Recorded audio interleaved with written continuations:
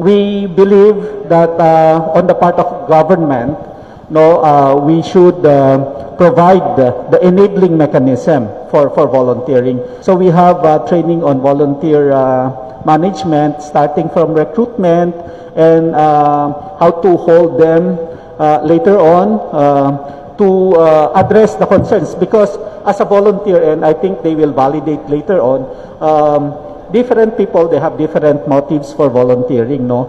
So we have to understand their motivations for volunteering, and this is where we need to craft volunteering programs that would address yung individual concerns, the motivations, as well as yung specific concerns. Gusto natin na ang volunteerism sana is something that is inclusive, so that even if you are a solo parent, with this effective volunteering engagement, you can still do your desire to volunteer. Ito, ma'am, yung aming gustong ibigay na capacity building for local government units. Of course, sila pa lang yung kaya namin ma-reach out sa ngayon, but hopefully we'll be able to also reach out to NGOs who are engaging a lot of volunteers to share itong volunteer management